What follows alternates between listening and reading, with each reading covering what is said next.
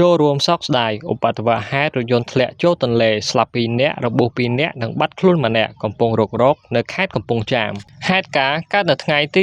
29ខែ10ឆ្នាំ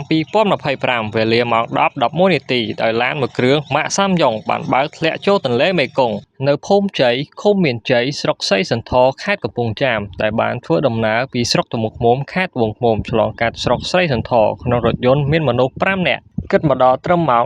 17:00 នាទីក្រុមការងាររុករករបស់គណៈបញ្ជាការឯកភាពរដ្ឋបាលខេត្តកំពង់ចាមបានរកឃើញរថយន្តនិងបានអូសយកមកច្រាំងទន្លេហេតុការណ៍ខាងលើបណ្ដាលឲ្យមានមនុស្សរបួស2នាក់ស្លាប់2នាក់និងបាត់ខ្លួន1នាក់កំពុងរុករកកត្តានាំឲ្យគ្រោះថ្នាក់គឺការធ្វេសប្រហែសរបស់អ្នកបើកបរអភិបាលខេត្តកំពង់ចាមឯកឧត្តមអ៊ុនច័ន្ទដាបានចូលរួមសោកស្ដាយចំពោះក្រុមគ្រួសារនៃសពរងគ្រោះក្នុងឧបទ្ទវហេតុរថយន្តធ្លាក់ចូលទន្លេនិងបានអំពាវនាវដល់អ្នកបើកបរសូមគោរពច្បាប់ចរាចរណ៍និងប្រកបដោយការទទួលខុសត្រូវខ្ពស់